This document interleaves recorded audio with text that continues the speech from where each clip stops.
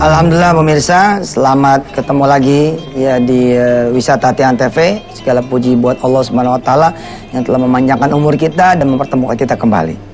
Kemarin ya ada yang bertanya kepada saya, Ustadz kalau pengen punya rumah gimana? Doanya seperti apa? Nah ini dia saya bilang.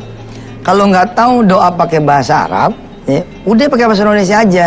Tinggal perhatikan adabnya, tinggal perhatikan kemudian wasilahnya. Betul. Baik. Ya, sebentar Ustadz ya, sebelum nanti Antum terusin tentang puasa. Antum mau bahas apa hari ini? Bahas tentang hal-hal yang dapat membatalkan puasa. Membahas hal-hal yang dapat membatalkan puasa. Baik, taib. Nih, saya nyelang sebentar Ustadz. Ini penting ini. Yang ini kan doa untuk bisa ke tanah suci. Saban tahun, ya. Allahumma rzuqna ziyarata baitikal mu'azzam wa rasulikal mukarram fi hadzal am wa fi kulli am bi ahsanil hal. Atau yang paling singkatnya saya bilang kemarin Allahumma rzuqna ziyaratal haramaini syarifain. Atau bahasa Indonesia. Ah, ini perhatikan nih. Strukturnya begini. Kalau saya boleh gambarin di sini. Ya. Pemirsa, perhatikan strukturnya. Pertama, salawat. Ya bolehlah bismillah kalau emang mau pakai bismillah. Ya, supaya tambah barokah. Antar dulu nih doanya. Bismillah, salawat, hamdalah, istighfar. Nah, habis itu body content. Body content ya. Dari apa? Dia dari doa. Tutup lagi sama apa? Salawat, hamdalah, istighfar, ya. Al-Fatihah. Iya boleh. Al-Fatihah. Salawat, hamdalah, istighfar, ya. Ya boleh lah Al-Fatihah.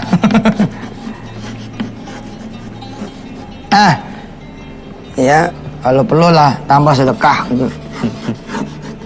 Itu sangat perlu, Ustaz. Nah, bukan perlu lagi. Jadi di body content ini saudara bebas nih mau apa aja judulnya. Kalau emang nggak bisa bahasa Indonesia, nggak bisa bahasa Arab, ente bebas. Umpama orang nggak punya rumah, body contennya ya rumah.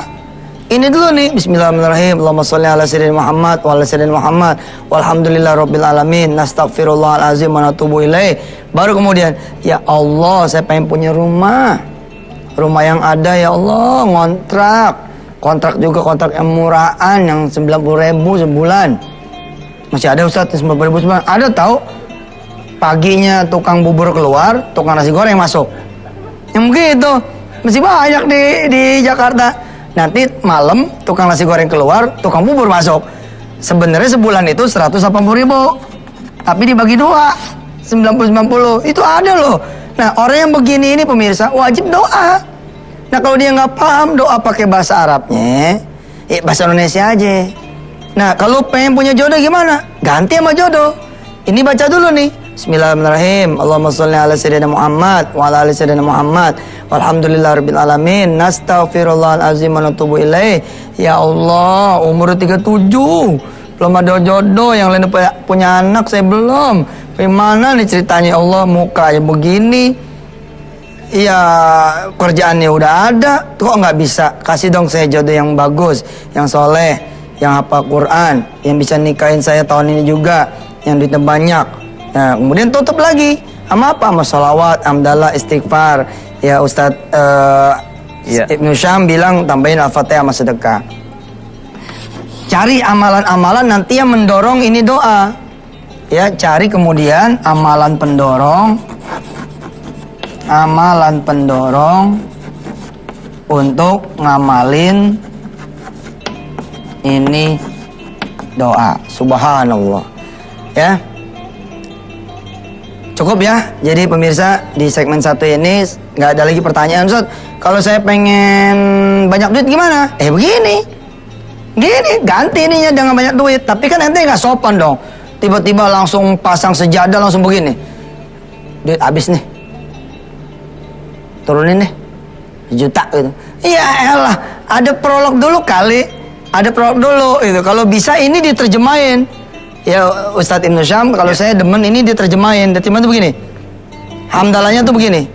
Alhamdulillah sih ya Allah, emang sih duit nggak ada, tapi makanan ada. Cuman kan enak nih kalau makanan ada, duit ada, gitu. Godain Allah. Doa tuh cakep.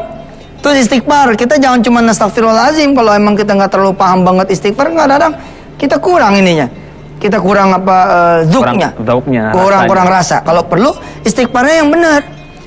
Maafin deh ya Allah, ada duit, pakai lupa lagi tuh kuncinya hilang, ya nggak dikunci tuh lemari, akhirnya hilang tuh duit, gitu istighfar sama Allah.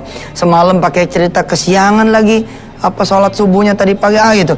Baru kemudian masuk ke body content doa. Baik, segmen 2 dan segmen 3 ini gilirannya Ustadz Selamat. Ustadz Selamat nanti antum jelasin 10 apa namanya hal-hal yang membatalkan puasa. Ya pemirsa, nanti ketemu saya ntar malam. Ya di Antv, dan jangan lupa setiap malam Minggu dan malam Senin kita akan ada acara Tabil Akbar. Ustadz Ahmad Ibnu Syam, siap. Saya titip segmen 2, segmen 3 ya. Siap. Ane pamit dulu. Siap. Ya. Assalamualaikum. Assalamualaikum. Ya pemirsa, kita lanjutkan kajian kita yang sudah terpotong pada hari kemarin. Pada pagi hari ini kita akan membahas tentang hal-hal yang dapat membatalkan puasa. Ya. Kita tulis ya biar lebih enak. Dalam kitab yang dikarang oleh Al-Imam Abi Syuja ini, Al-Imam Abi Syuja menulis ada 10 hal yang dapat membatalkan puasa, ya. Asyaratu asya katanya. Walladzi yuftiru bihi as-shaimu asyaratu asya. Ya. Walladzi yuftiru bihi as-shaimu asyaratu asya. Hal-hal yang dapat membatalkan orang yang berpuasa itu ada 10 hal. Ada 10 hal ya. Ada 10 macam. Yang pertama ma wasala amdan ilal jawfi war ras. Ya. Yang pertama adalah hal-hal yang nyampe secara sengaja kepada perut kita dan kepada kepala kita. Bagaimana itu? Nanti kita bahas kepada segmen berikutnya. Ya, alhamdulillah pemirsa, kita kembali lagi di Wisata Hati Antv. Pada pagi hari ini kita masih membahas hal-hal apa saja yang dapat membatalkan puasa. Kita sebagai seorang muslim yang taat senantiasa seharusnya berniat sepenuh hati untuk dapat menghindari hal-hal ini, sehingga mudah-mudahan puasa kita dapat diterima oleh Allah Subhanahu wa taala. Amin, ya. Yang pertama sudah kita bahas pada segmen tadi ya. Yang pertama yaitu ma wasala amdan ilal jawfi wa ras, ya. Apa itu? Seperti misalkan makanan, minuman yang masuk ke perut ataupun masuk ke kepala lewat telinga, lewat hidung, itu dapat membatalkan puasa. Kayaknya enaknya kita tulis aja semua ya pemirsa ya. 10-10-nya kita tulis, baru nanti kita bahas satu persatu. Yang kedua yang ditulis oleh Al-Imam Abu Syuja adalah al-huknah fi ahadis sabilain. Ya. Yang ketiga al-qai' amdan. Yang keempat al-wat'u amdan fil faraj.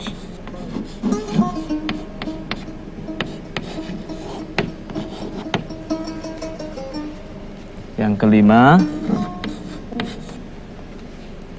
al-inzal an mubasyarah.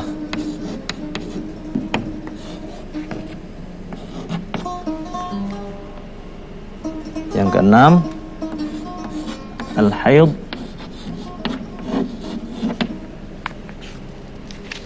Yang ketujuh an-nifas.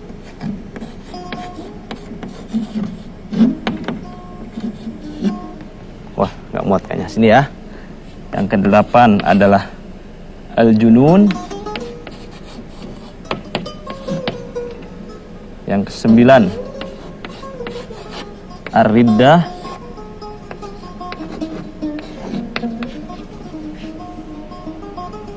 Nah, berarti ini yang al-jauf, ar-ra's dan jauf ini yang pertama dan yang kedua ya. Tadi salah menulis tadi, harusnya ini yang pertama, ini yang kedua, war-ra's ini. Jadi semuanya 10. Baik, kita jelaskan hal-hal yang dapat membatalkan puasa ya.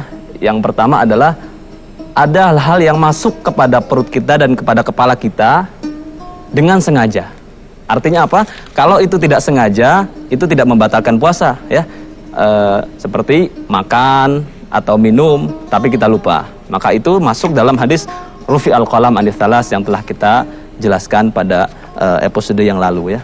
Yang kedua adalah masuknya sesuatu pada depan dan belakang ya, qubul atau mendubur. Itu juga dapat membatalkan puasa. Selanjutnya adalah al-qai amdan. Al-qai amdan yaitu muntah dengan sengaja ya. Ini amdan ini jadi catatan bahwa ketika muntah itu tidak sengaja, maka itu tidak membatalkan puasa ya. Yang keempat, al-wat'u amdan fil faraj ya. Berhubungan badan ya, berhubungan badan suami istri dengan sengaja di mana? Di al-qubul ya, di al-qubul. Selanjutnya adalah al-inzal an mubasyarah. Al-inzal al-mubasyarah itu adalah ketika keluar cairan atau keluar mani ya dengan cara mubasyarah, dengan cara sengaja, dengan cara langsung. Ini bisa jadi apa namanya? Pengecualiannya adalah ketika dia keluar mani tapi bukan sengaja atau bukan langsung. Contohnya adalah bagaimana? Dengan berpikir misalkan, ataupun dengan menghayal ya. Kalau menghayal ataupun melihat sesuatu lalu keluar, itu tidak membatalkan puasa ya. Selanjutnya al-haid ya. Ketika perempuan datang bulan, itu juga membatalkan puasa. Sehingga ketika orang perempuan yang datang bulan tidak diwajibkan untuk berpuasa. Selanjutnya adalah an-nifas. Ya. An-nifas adalah darah yang keluar setelah melahirkan. Bagi ibu-ibu nih ya, ibu-ibu yang melahirkan itu, maka ketika keluar darah setelah melahirkan itu namanya nifas. Nifas dapat membatalkan puasa. Yuftiru bihi as-shaim. Ya. Selanjutnya adalah al-junun. Al-junun itu artinya gila atau hilang akal ya. Orang yang hilang akal ataupun gila itu dapat membatalkan puasanya ya. Contoh nih, kalau malam misalkan dia sudah niat, tahu-tahu pagi dia puasa, siangnya dia hilang akal. Nah, ketika hilang akal, maka hal itu dapat membatalkan puasanya ya. Selanjutnya adalah ar-riddah. Ar-riddah itu artinya adalah keluar daripada agama Islam ataupun murtad. Baik pemirsa, kita sudah belajar 10 hal yang dapat membatalkan puasa ya. Tadi 10 hal sudah kita sebutkan. Mudah-mudahan kita dapat menjaga puasa kita sehingga puasa kita tidak batal. Kita termasuk orang-orang yang dapat menjaga puasa kita. Termasuk kecuali haid ataupun nifas. Kalau haid ataupun nifas ini mau tidak mau batal ya untuk kaum perempuan. Tapi yang lain kita usahakan, mudah-mudahan kita semuanya dapat bisa menjaga dari 10 hal ini ataupun dari 8 hal ini sehingga puasa kita dapat diterima oleh Allah Subhanahu wa taala. Ya, selanjutnya yang mau lewat silakan.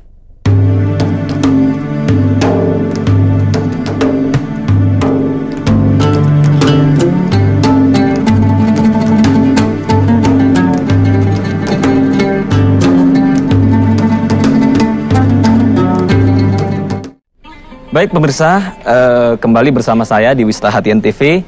Kita masih membahas kitab Matan Al-Ghayah wa Taqrib yang dikarang oleh imam yang sangat agung dalam madhab Syafi'i, yaitu Imam Abu Syuja ya. Seperti yang sudah kita jelaskan di awal bahwa Imam Abu Syuja ini mempunyai keberkahan yang luar biasa. Pada segmen yang tadi kita sudah membahas 10 hal yang dapat membatalkan puasa ya. Selanjutnya kita akan membahas 3 hal yang disunahkan ketika orang berpuasa. Apa itu? Mari kita lihat. Yustahabbu fis shaumi 3 asya, kata Imam Abu Syuja. Disunahkan bagi orang yang berpuasa itu 3 hal. Apa itu? Yang pertama adalah ta'jilul fitr. Nah, yang pertama adalah mensegerakan berbuka puasa ya. Bagi kita yang berpuasa, kalau sudah azan berkumandang, maka disunahkan untuk mensegerakan berbuka puasa.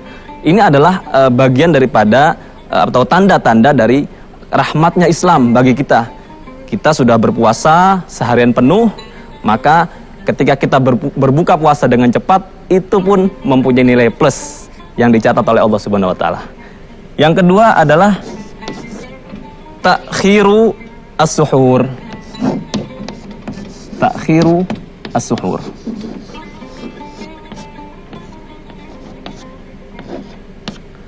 Melambatkan bersahur ya pemirsa. Jadi kalau dalam buka puasa kita disunahkan mempercepat, kalau dalam sahur kita disunahkan untuk memperlambat ya. Jadi memperlambat sahur ini juga merupakan hal-hal yang disunahkan dalam berpuasa. Ini juga tanda daripada Islam itu rahmat sekali. Islam itu sangat menyayangi kita. Islam itu tahu kondisi kita. Ketika kita berpuasa seharian penuh, ketika kita lapar, maka ketika kita mempercepat berbuka dan mengakhiri sahur kita, itu pun dapat sunnah dan nilai plus dari Allah Subhanahu wa taala ya, subhanallah. Yang terakhir adalah tarkul hajri minal kalami. Tarkul hajri minal kalami. Ya, tarkul hajri minal kalami. Di sini diberikan catatan ataupun footnote oleh yang menulis footnote sini. Ai al kalam al fahish wal badhi yata'akkad tarku dzalika fi haqqihi liqaulihi sallallahu alaihi wasallam man lam yada' qaulaz zuri wal amal bihi falaysa lillahi hajah fi an yada' ta'amahu wa syarabahu. Apa maksudnya tarkul hajri minal kalam? Yaitu meninggalkan perkataan-perkataan yang tidak bermanfaat ya pemirsa ya. Orang yang berpuasa hendaknya meninggalkan perkataan-perkataan yang tidak baik ya. Karena tadi disebutkan hadisnya, barang siapa yang tidak meninggalkan perkataan bohong atau perkataan yang buruk, maka Allah tidak membutuhkan puasanya. Naudzubillah min dzalik. Kita sudah capek-capek menahan lapar, menahan haus, tahu-tahu puasa kita tidak terima. Naudzubillah min dzalik. Ya, mudah-mudahan kita bukan hanya orang yang dapat melakukan puasa, tapi kita dapat melaksanakan puasa yang berkualitas. Bagaimana? Yaitu salah satunya dengan melaksanakan sunnah-sunnahnya ya. Sunnah-sunnahnya puasa. Tadi sudah kita jelaskan, yang pertama ta'jilus fitr, ta'khirus suhur, yang ketiga tarkul hajri minal kalami ya. Mudah-mudahan pemirsa semua dapat bisa mencatatnya di rumah ya, sehingga nanti mudah-mudahan dapat dipraktekkan oleh diri kita semuanya, oleh keluarga kita, oleh anak cucu kita, dapat kita ajarkan ini.